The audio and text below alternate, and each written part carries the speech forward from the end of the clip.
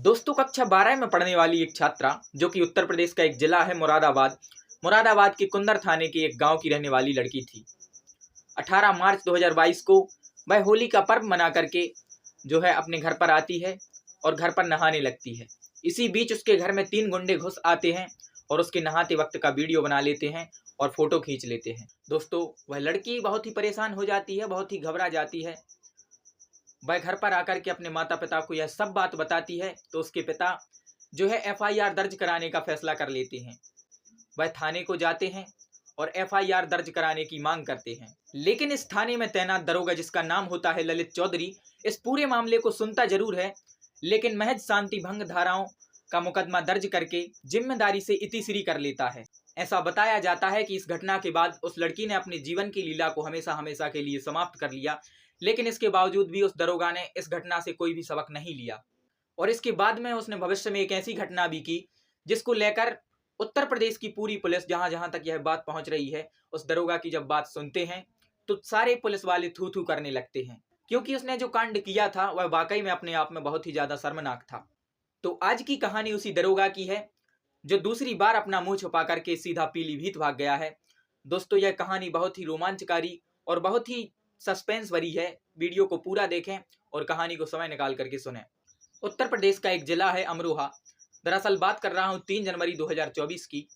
एक महिला constable ASP से मिलने के लिए अपनी बारी आने का इंतजार कर रही थी। जैसे ही उसका नंबर आता है तो एक कांस्टेबल उसे आवाज लगाती है। अपना नंबर आने के बाद जब वह एसपी के सामने पहुंचती है तो उसकी आंखों में आंसू थे। वह उससे पूछता है कि क्या बात है, तुम इतनी परेशान क्यों नजर आ रही हो। जब उसने अपनी कहानी बताई तो उसकी कहानी वाकई बहुत ही दर्दनाक थी। वह बताती है कि मुरादाबाद का एक जिला लगता है मझोला, मझोला थाने में वह हेल्प डेस्क पर काम करती थी, वहीं उसकी पोस्टिंग होती है। वहीं उसके बाजू से गुजर रहे थे दरोगा ललित चौधरी। जब ललित चौधरी उस महिला कांस्टेबल की तरफ देखते हैं तो वह देखने में बहुत ही ज्यादा सुंदर थी, तो उससे पूछते हैं कि तुम कौन हो, कहाँ की रहने वाली हो। उसने अपना नाम बताया। उसने बताया कि मैं अलीगढ़ के एक गांव की रहने वाली हूँ। जैसे ही वह अपने गांव का नाम दोहराती है तो दरोगा जोर जोर से हंसने लगता है, मुस्कुराने लगता है। वह पूछती है कि आप क्यों हंस रहे हो, तो वह बोलता है कि जो आपका गांव है वही तो मेरा ननिहाल है। जब वह महिला कांस्टेबल उससे पूछती है कि आपका ननिहाल कहाँ है, तो वह बताता है वही जो आपके बगल में बुलंदशहर है, वही मेरा घर है, मैं वहीं का रहने वाला हूँ। जैसे ही वह बुलंदशहर का नाम सुनती है तो वह थोड़ी सी खुश होती है, क्योंकि जब हम परदेश में होते हैं और हमारे पास में रहने वाला कोई हमें मिल जाता है तो ये स्वाभाविक सी बात है कि उससे आत्मीयता और उससे नज़दीकियां बढ़ना संभव होता है। वह महिला कांस्टेबल इसलिए मना नहीं कर पाई क्योंकि उस महिला कांस्टेबल का जो गांव था वही उस दरोगा का ननिहाल था, मतलब उसकी माँ का मायका था। ये पहली बार था, लेकिन इसी तरह से वह महिला कांस्टेबल को जो है उससे बात करने की बार बार कोशिश करता था और उसे बार बार छोड़ने का बहाना ढूंढता और उसे छोड़ने जाता था। धीरे धीरे उनके बीच में नज़दीकियां जो है बढ़ती गईं। यही एक शुरुआत थी, लेकिन यह शुरुआत जब धीरे धीरे बढ़ती चली गई तो दोनों की नज़दीकियां और ज़्यादा बढ़ गईं। और एक दिन वह किसी बहाने उसे अपने कमरे पर ले जाता है और उसके साथ शारीरिक संबंध बनाने की कोशिश करने लगता है। वह महिला कांस्टेबल इसके लिए साफ मना कर देती है, लेकिन वह उस महिला कांस्टेबल को समझाता है कि यदि आगे चल के कोई दिक्कत बनी, कोई परेशानी बनी तो हम शादी कर लेंगे, और वैसे भी तुम समझदार हो, तुम बालिग हो। वह ऐसी समझदारी की बात करते हुए उस महिला कांस्टेबल को अपने काबू में ले लेता है। उस महिला कांस्टेबल के दिमाग पर वह कुछ ऐसा असर डालता है कि उसकी किसी भी बात को मना करने से वह महिला कांस्टेबल थोड़ी घबराती थी। जब वह किसी भी बात को मना नहीं कर पाई तो उनका ये सिलसिला लगातार जारी रहा और यहाँ से ही चलता रहा। कुछ दिन बीतते हैं। उस महिला कांस्टेबल को एक दिन अचानक से पेट में दर्द होने लगता है, तो वह उस दरोगा को यह बात बताती है कि मेरे पेट में अचानक से दर्द हो रहा है, मुझे लगता है कि कुछ ना कुछ गड़बड़ है। तो वह अस्पताल जाते हैं, उसका अल्ट्रासाउंड कराया जाता है। जब उसे पता चलता है कि वह महिला पेट से है तो वह दरोगा कहता है कि यह बहुत ही जल्दी हो जाएगी, हमें गर्भपात करवाना होगा। वह महिला उस दरोगा की बात को टाल नहीं सकती थी, इसलिए वह दरोगा की बातों में आकर के जो है गर्भपात करवा देती है। उस नन्ही सी जान का जो है खात्मा करके वो दोनों फिर से सामान्य जिंदगी जीने लगते हैं। लेकिन कुछ दिन बीतने के बाद वह दरोगा उस महिला कांस्टेबल के साथ फिर से वही शारीरिक संबंध बनाने लगता है और उसके साथ नज़दीकियां बढ़ाने लगता है। उसके साथ फिर से वही होता है कि वह फिर से गर्भवती हो जाती है। वह उसको फिर से बताती है तो वह फिर से कुछ ऐसी गोलियां लाता है कि उसका गर्भपात करवा देता है। वह महिला कांस्टेबल चाहकर भी इसका विरोध नहीं कर पा रही थी, क्योंकि वह दरोगा उसके दिमाग पर पूरी तरह से हावी हो चुका था। और फिर कहानी आगे बढ़ती है। एक दिन दरोगा का फ़ोन उस महिला कांस्टेबल के पास में रह जाता है, तो दरोगा के फ़ोन पर एक कॉल आता है और उस साइड से एक महिला बात कर रही होती है। वह पूछती है कि तुम कौन बोल रही हो? तो वह महिला कांस्टेबल बोलती है कि पहले तुम बताओ तुम कौन बोल रही हो? तो वह बताती है कि मैं उनकी पत्नी बोल रही हूँ, जबकि इस महिला कांस्टेबल को उसकी शादीशुदा ज़िंदगी के बारे में कुछ भी पता नहीं था। और इसी बात को लेकर के दोनों के बीच में कहासुनी होती है। वह महिला कांस्टेबल अपने जीवन से जुड़ी कुछ बातें जो दरोगा के बीच में और इसके बीच में हुई थी बताने की कोशिश करती है, लेकिन वह महिला बिल्कुल भी मानने को तैयार नहीं थी। ऐसे ही जब दोनों की कहासुनी होने के बाद दरोगा को यह बात पता चलती है, तो महिला कांस्टेबल उससे कहती है कि तुमने मेरे साथ बहुत ही गलत किया है। तुमने ना केवल मेरे शरीर के साथ खेला, बल्कि मुझे 2 बार प्रेग्नेंट किया और 2 बार ही गर्भपात करवा दिया। तब वह दरोगा कहता है कि तुम अपने हिसाब से अपनी ज़िंदगी जी सकती हो।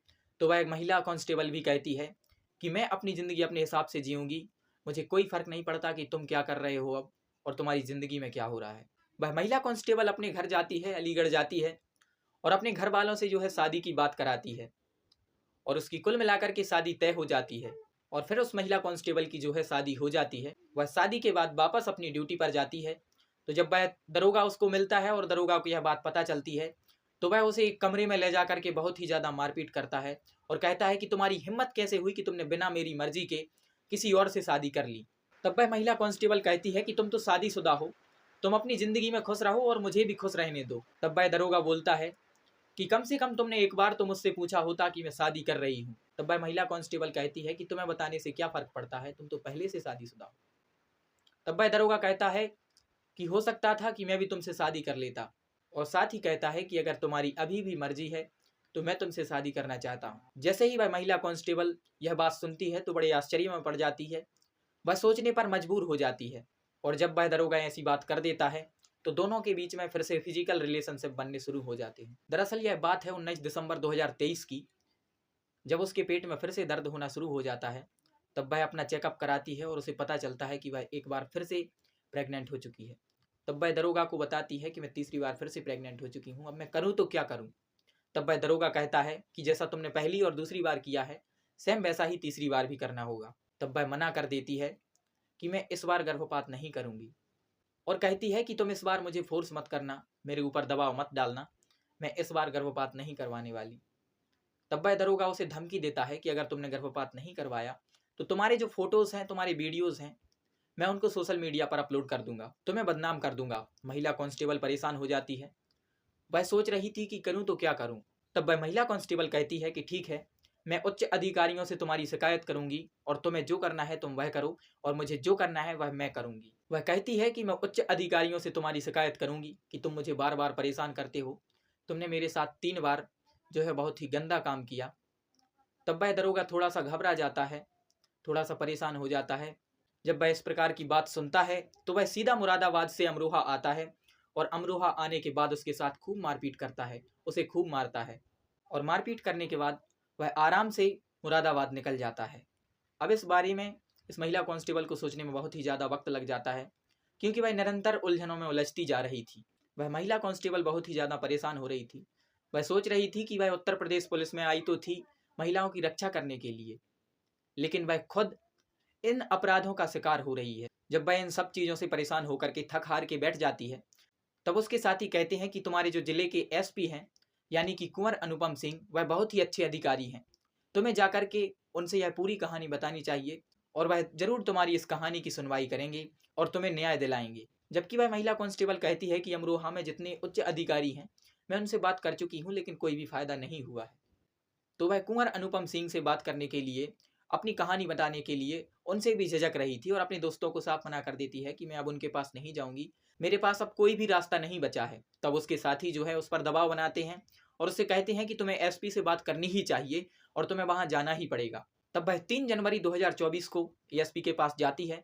तब वह 3 जनवरी 2024 को एसपी के पास जाती है और अपनी पूरी कहानी बयां करती है। जब एसपी पूरी बात सुनता है तो उसे एकदम से बहुत ही ज़्यादा गुस्सा आता है। वह महिला थाने में फ़ोन करता है और कहता है कि एक महिला कांस्टेबल को आपके पास भेजा जा रहा है, उसकी पूरी शिकायत दर्ज कर लीजिए और उसकी एफआईआर दर्ज कीजिए।